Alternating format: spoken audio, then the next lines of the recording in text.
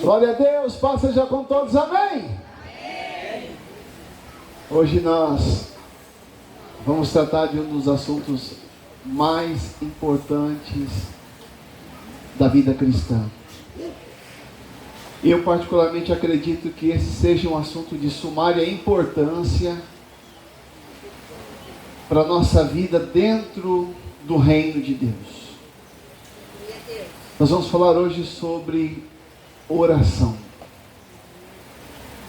Mas eu quero pedir que você abra essa noite a sua mente, porque existem conceitos que nós exercemos sobre oração que nos impede de experimentar a verdadeira vida de oração.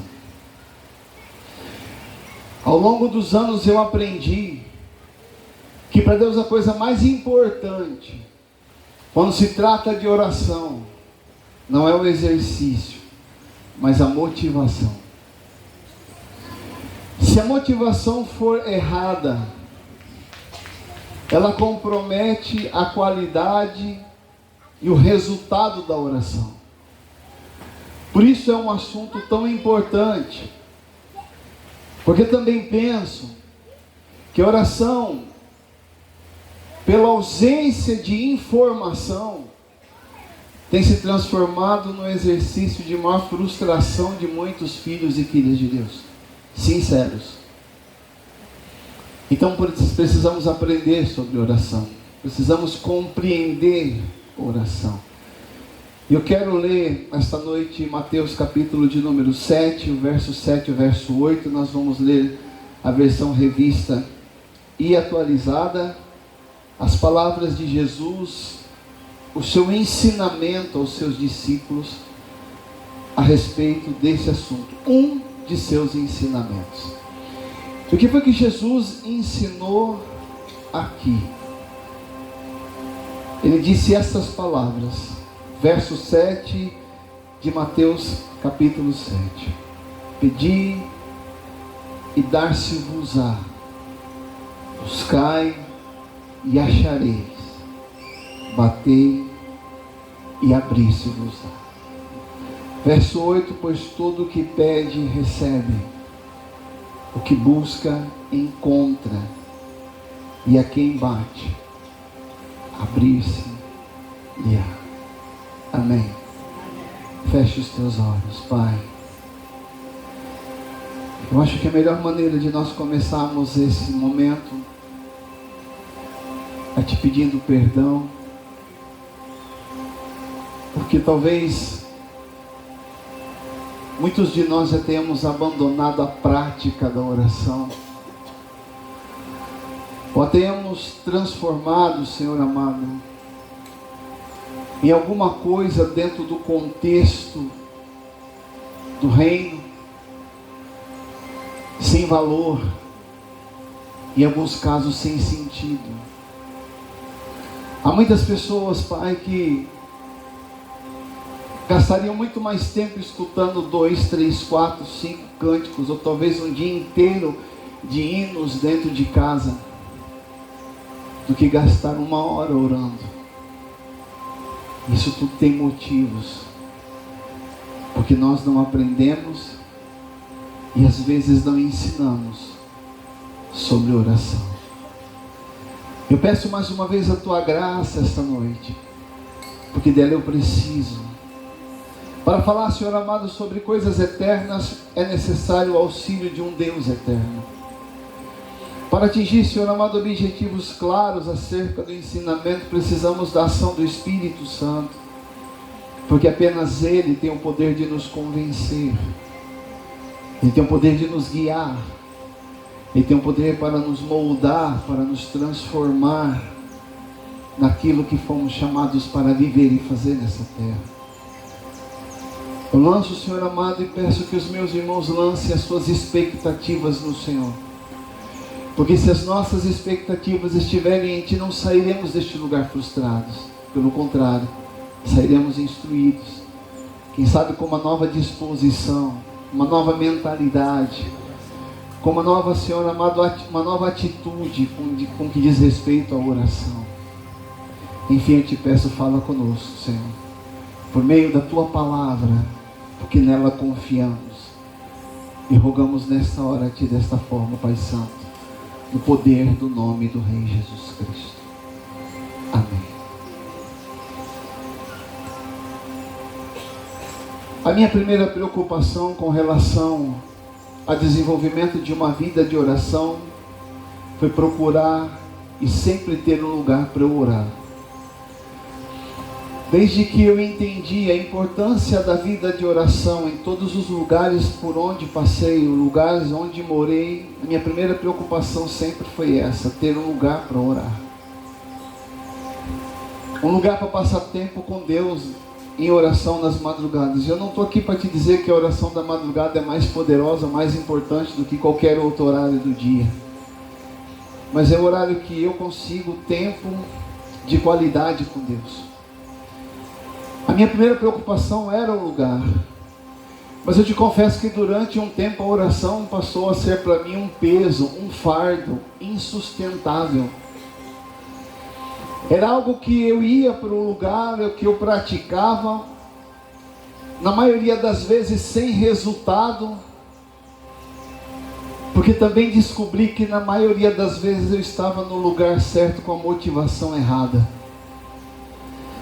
Até que eu decidi estudar sobre oração. Até que eu decidi pesquisar sobre oração. E desde que eu fiz isso, eu tenho descoberto por meio de uma vida de oração transformadora, a oração que vale a pena você estar lá. A oração que te ensina sobre a importância de estar lá. Mas ao longo do tempo eu descobri algo sobre oração. A oração, ela é um resultado de algo que precisa ter acontecido em nós antes da oração. A ação poderosa do Espírito Santo em nossa vida. O apóstolo Paulo reconhece que nós não temos a capacidade ou não temos a habilidade de orar certo. Ele escreve a carta aos Romanos, no capítulo 8, no verso 26, e faz uma declaração que quando eu li essa declaração, ela me impactou. Paulo escrevendo aos Romanos, capítulo 8, verso 26, ele disse: também o Espírito semelhantemente nos assiste em nossa fraqueza.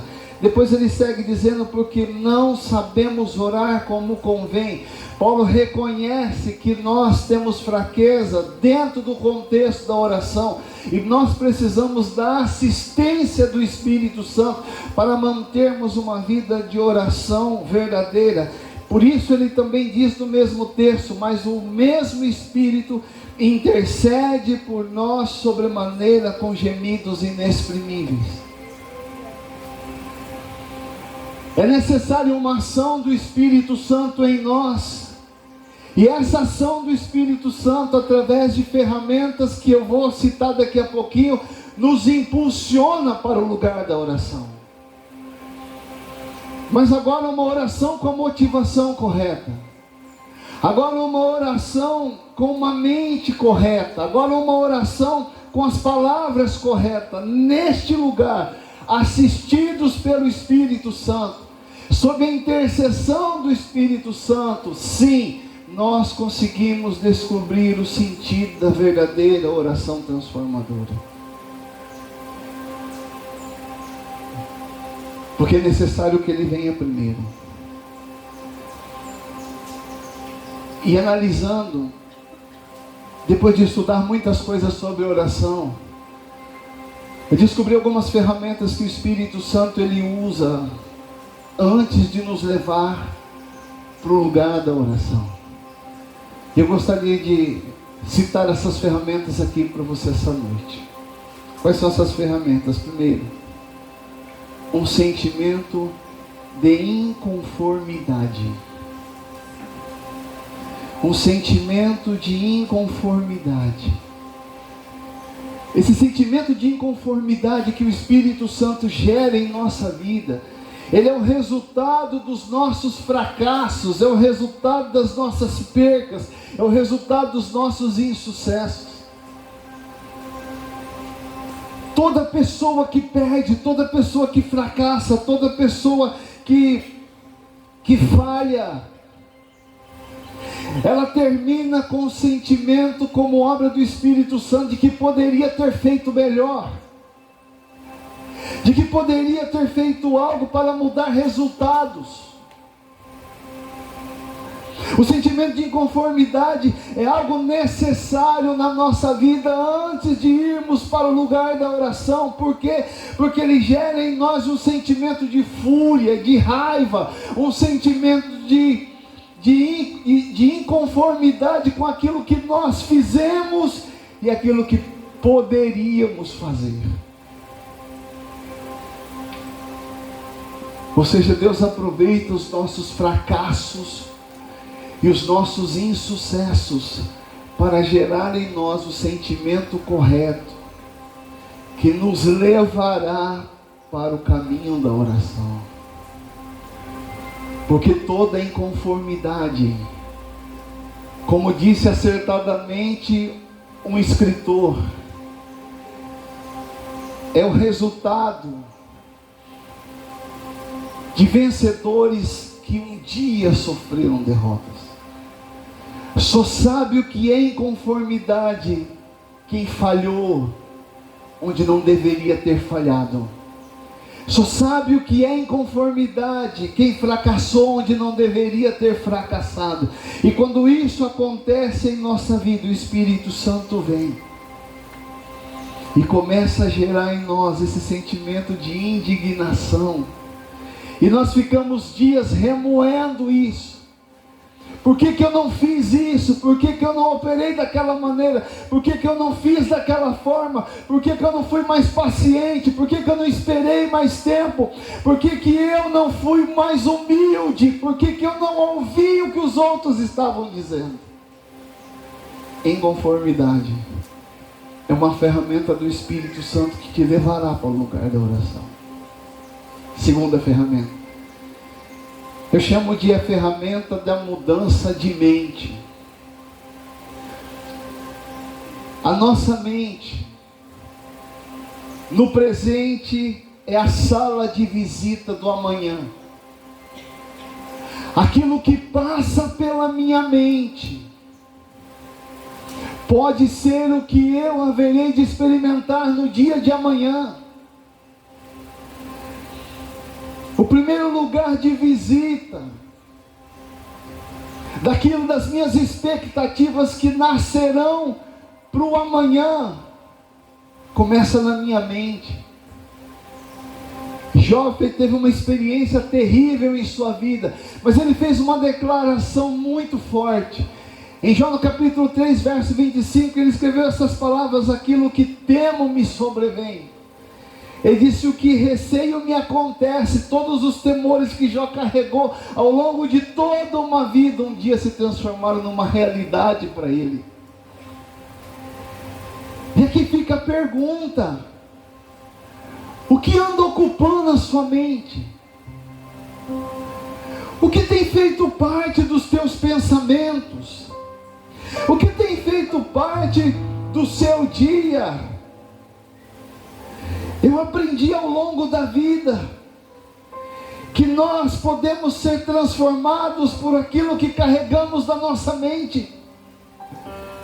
Portanto, quando o Espírito Santo quer mudar algo na nossa vida, antes de nos levar para o lugar da oração, Ele nos faz fazer um escaneamento na nossa mente. O que está ocupando tua cabeça?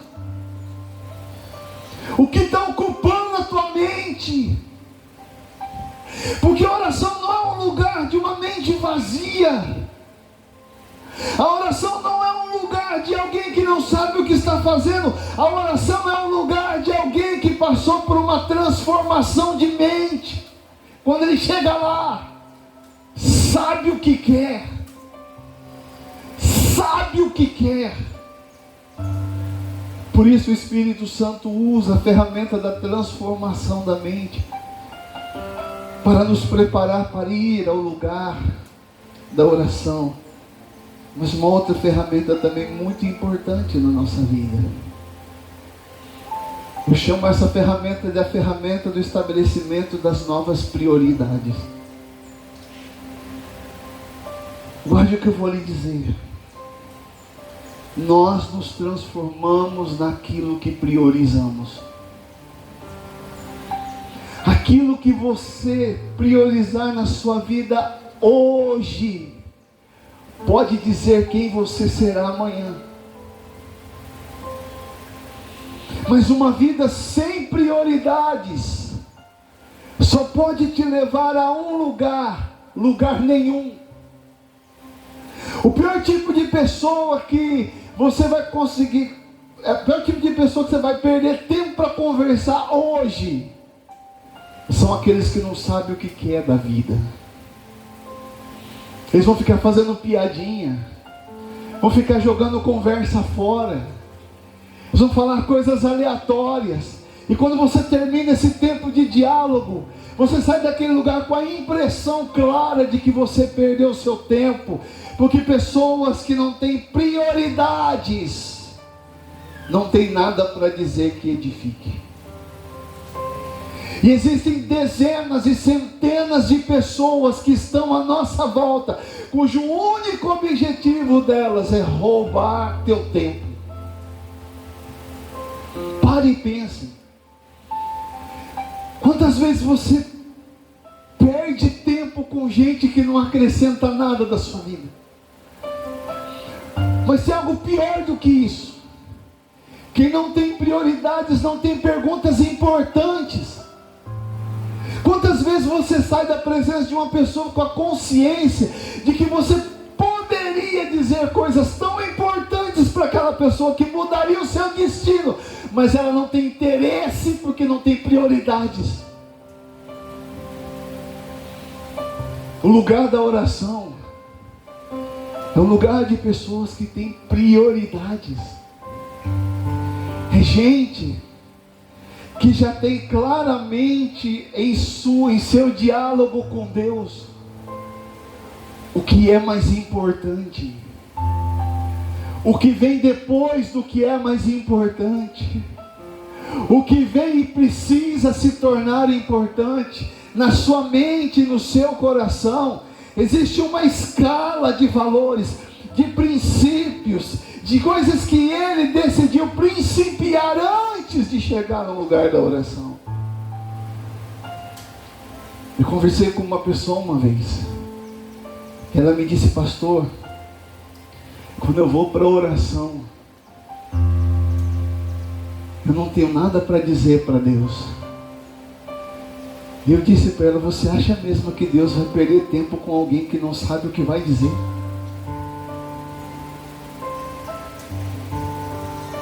Você acha mesmo que Deus é tão desocupado que Ele vai ficar parado ali ouvindo o que você não sabe que vai dizer?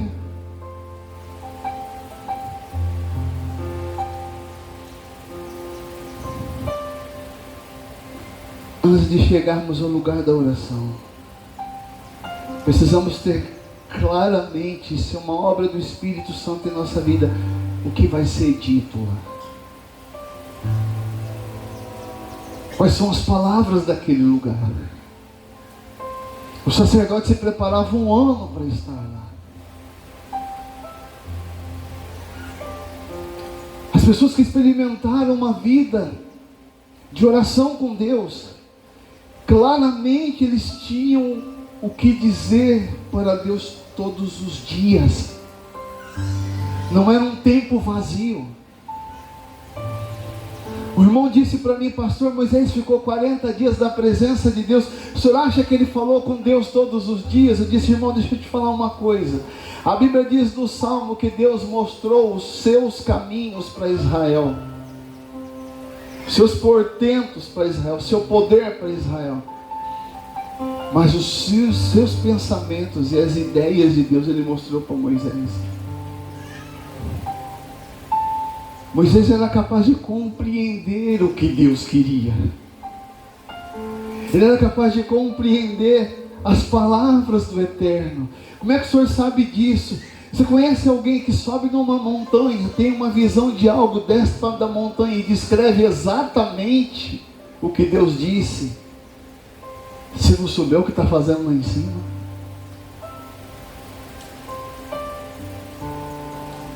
Deus ama prioridades. E Deus quer que você aliste o agir dele na sua vida. Você pode de repente passar a sua vida e não orar por tudo que você precisa. Mas se você ter foco, você vai alcançar aquilo que você busca. Tem gente que não sabe o que está fazendo na presença de Deus. Cada dia pede uma coisa. Deus muda meu marido, Deus mata meu marido, Deus transforma meu marido, Deus muda minha mulher, Deus mata minha mulher. Deus, eu quero me separar. Deus, eu não quero me separar. Cada dia tem uma coisa, porque não existem prioridades na sua oração. E você não pode ir para o lugar da oração pensando que Deus está lá para adivinhar o que você pensa. Ele já sabe. A pergunta é se você sabe o que você quer. Essas ferramentas, a mudança de mente e a escolha das prioridades, a inconformidade, nos ajudam a ir para esse lugar da oração. E agora eu quero entrar no texto que nós lemos aqui, porque Jesus está ensinando os discípulos sobre oração. E aqui está a chave, depois que eu venho desse lugar para entender a oração. Jesus disse aos seus discípulos, ele ensinou os seus discípulos a orar. E a primeira coisa que ele ensinou para aqueles homens foi pedir. Ele disse: pede. Porque depois que você experimentou o fracasso,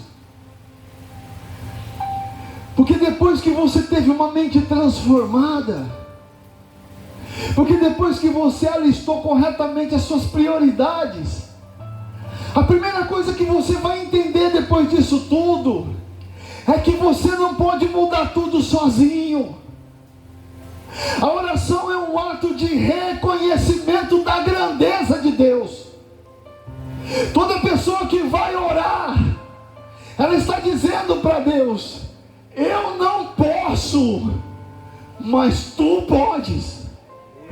Eu não consigo, mas o Senhor consegue. Portanto, tudo que nós decidimos fazer nessa terra, que não começa com base na oração, é uma ação independente de Deus. Porque o que nos leva ao reconhecimento de Deus é a nossa pequenez diante da sua grandeza. Quando você levanta de manhã, ou sei lá o horário que você levanta, e a primeira voz que você ouve são as suas palavras dizendo a Deus: hoje eu estou inconformado, que meu casamento não muda. Eu vim aqui porque o Espírito Santo me mostrou que eu estou inconformado, porque eu não estou conseguindo prosperar naquilo que fui chamado para fazer. Eu estou aqui porque eu estou inconformado, porque os resultados que eu tinha não são mais os mesmos. Eu estou aqui porque eu estou inconformado, porque eu sei que poderiam ser melhores, mas não são. E ao mesmo tempo estamos dizendo para Deus: eu reconheço tua grandeza. Escuta o que eu vou lhe dizer: ninguém pede nada para quem não tem.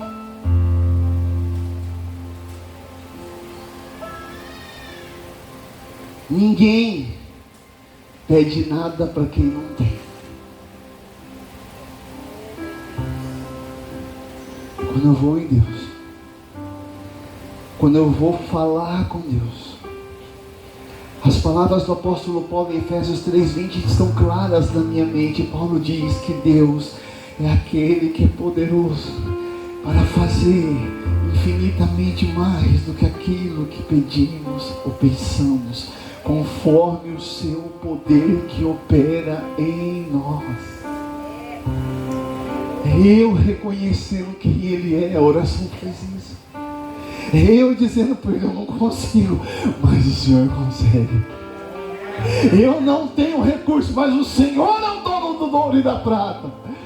Eu não sei, eu não consigo trazer os clientes para dentro do meu negócio, mas o Senhor é o Deus que sopra o vento oriental. Eu não consigo fazer as coisas com as minhas próprias mãos. Eu não tenho força, mas a tua palavra me diz que os que confiam no Senhor, eles são renovados em suas forças. Eles correm e não se cansam, caminham e não se fadigam. São como águias renovados diante da tua presença. Bendito seja o teu nome. Não se prive de pedir para quem pode.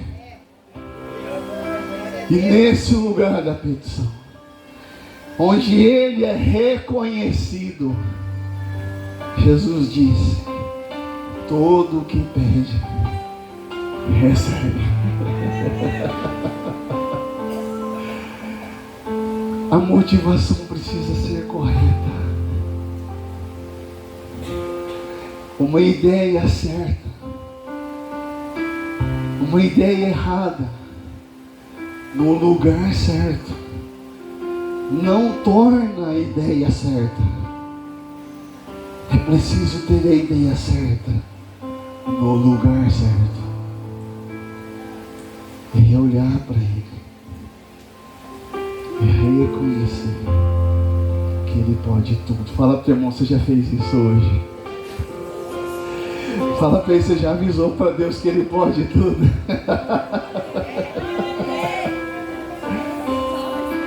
Segundo Jesus ensinou aos seus discípulos não apenas a pedir, mas Ele ensinou uma outra coisa: a buscar.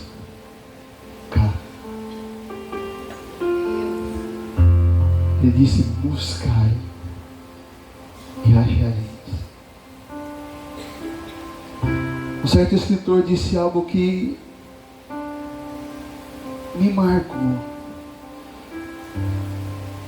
Ele disse: nós nunca iremos além daquilo que buscamos.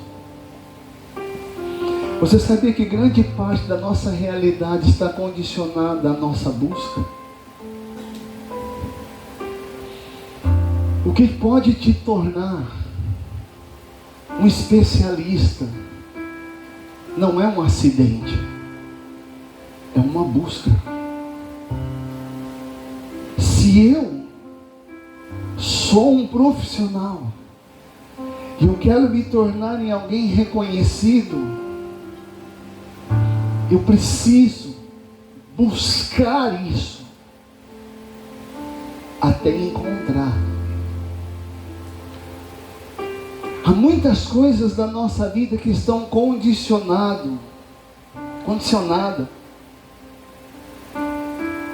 à nossa preguiça. Eu sei que isso ofende, mas é verdade. A tua empresa vai até onde você vai. Teu ministério é a sombra daquilo que você vive.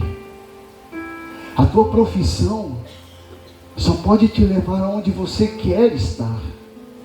O seu casamento é o resultado da sua busca em ser melhor ou não dentro do relacionamento. Quando nós vamos para a oração, precisamos ter a consciência de que tudo que eu preciso não está na minha mão, mas está no meu alcance. O reino de Deus não promove acidentes.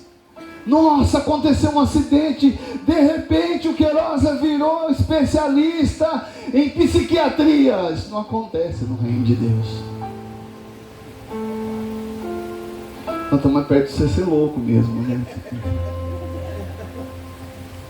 Não, é uma busca. E nós somos transformados naquilo que buscamos. Quando nós vamos para a oração, eu tenho prioridades. E uma delas é eu melhorar. Eu fico vendo gente orando. Eu não estou aqui para dizer que isso seja errado, talvez seja a sua prioridade, melhorar o outro. Eles gastam 10, 15, 20 minutos e Deus muda meu marido, muda minha esposa, muda meu filho. Eu não estou dizendo que isso seja errado, mas é interessante que à medida que nós buscamos a transformação de alguém, em muitos casos isso se torna uma realidade. Mas a pergunta é, no que nós estamos mudando? Se eu gastar toda a minha energia tentando buscar por alguém, a única coisa que eu vou descobrir no final da minha vida é que tudo que eu busquei passou por um processo transformador. Mas a única pessoa que não mudou nada fui eu. Quando eu vou para a oração, eu preciso entender que Deus tem um celeiro onde tudo que eu preciso está lá. Teus sonhos estão lá. A resposta para os fracassos que você viveu estão lá. O funcionário que você mais precisava está lá. O emprego do teu sonho está lá. Tudo que eu preciso está em um depósito que está à minha disposição. Um dos avivalistas do século XV disse: tudo que Deus é, tudo que Deus faz está à disposição daquele que ora. Portanto, só experimenta o sobrenatural de Deus quem busca nele as suas maiores necessidades. E quando eu busco, Jesus disse no verso 8, a segunda parte, que todo o que busca encontra. Já parou para pensar, se Deus te fizesse uma pergunta no meio da tua oração: o que você quer? Não tem prioridade. Mas o que você quer de verdade? Me fala, o que você quer? Ele fez uma pergunta para o cego: o que você quer? Talvez você pense que aquela é uma pergunta ilógica. Não, Deus trabalha com quem sabe o que quer. O que você quer? Você está querendo mudar de emprego? Quer mudar de profissão? O que você quer? Você quer crescer? Você quer ser o melhor marido daquela mulher? Você quer ser a melhor mulher daquele marido? O que você quer? O que você quer? A oração é um lugar de gente que sabe o que quer, porque vai lá para buscar. Diga isso ao teu irmão: a oração é o lugar de quem sabe o que quer. Só vai lá porque vai buscar. Eu vou terminar em nome de Jesus. Terceiro, Jesus está ensinando os discípulos. Ele os ensinou a pedir, os ensinou a buscar, mas também os ensinou a bater. Ele disse: batei e abrir-se-vos-á. Grande parte daquilo que nós mais necessitamos, aprendemos a acessar através de portas. Tem um mousse de maracujá lá na tua casa. Ele está escondido atrás de uma porta. Que porta que é? A geladeira. Tem um lugar na tua casa que tem um ar-condicionado e uma cama confortável. É o lugar que você passa mais tempo à noite. Onde está esse lugar? Escondido atrás de uma porta. Tem um carro que você comprou para você andar. É gostoso andar nele. Só que para você poder sentar no banco e dirigir o carro, você tem que passar pela porta. As coisas que nós mais desfrutamos nessa vida, vocês escondem por trás de portas. Existem portas que são imprescindíveis para a nossa vida. E uma delas é a porta do conhecimento. Ele está por trás de um mestre, de um professor. Está por trás de alguém que vai te tirar do lugar onde você está, vai te fazer no lugar onde você, vai fazer chegar no lugar onde você deve estar. Só que estas portas, elas estão escondendo tesouros, coisas que Deus já preparou para você. A oração é um chamado de Deus para abrir essas portas. É um chamado de Deus para acessar essas portas. Mas eu preciso ir para a oração. Porque lá na oração que Jesus disse, todo aquele que bate, abre-se-lhe. É o único lugar onde a porta eu bato e ela se abre. Tudo o que você precisa de Deus pode estar escondido atrás dessa porta. E Jesus foi ensinar os seus discípulos: bata na porta, acesse a porta, está tudo do lado de lá. Fique em pé em nome de Jesus.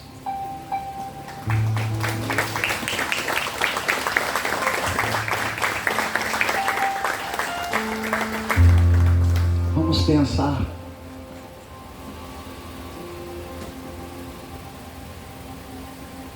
Como tem sido a sua vida de oração? Talvez ela tenha se transformado em um fardo. Eu já vivi isso. Eu já estive nesse lugar por obrigação. Até um dia que eu falei para Deus: eu não quero só estar aqui. Tem que haver um motivo. Nesse tempo, algumas áreas da minha vida que precisavam de transformação, o Espírito Santo usou para gerar inconformidade em mim. Houveram dias que eu fiquei com raiva de mim mesmo, porque eram coisas que eu acreditava que eu poderia ter feito diferente, poderia ter mudado tudo na minha vida. Mas já que eu me frustrei e fracassei, o Senhor pegou isso, gerou em mim essa inconformidade, e ao mesmo tempo estava me dizendo: eu estou preparando você para o lugar da oração. Porque é nos nossos fracassos, nas nossas percas, nos nossos insucessos, que nós também descobrimos que sozinho não dá. É lá, nesse lugar que eu vou pedir. E quando eu chego lá, eu estou reconhecendo: tu podes. Tu podes.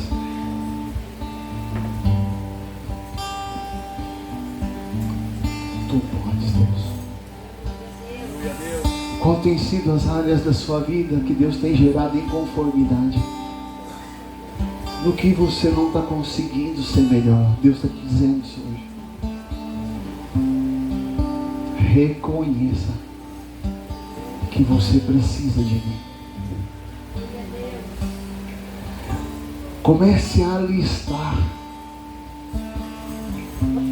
as suas maiores necessidades. Não vá diante de um Deus sem saber o que quer. É frustrante, decepcionante. Falar com quem pode sem saber o que quer. É ali que Ele nos chama. Vem aqui. Busca o que você quer.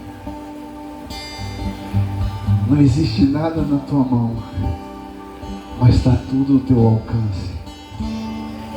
Eu posso te dar, mas quem vem aqui tem que saber o que quer. Você tem que saber o que você quer. Nesse lugar, onde esse Deus maravilhoso nos chama para estar, Ele diz para nós: bata na porta.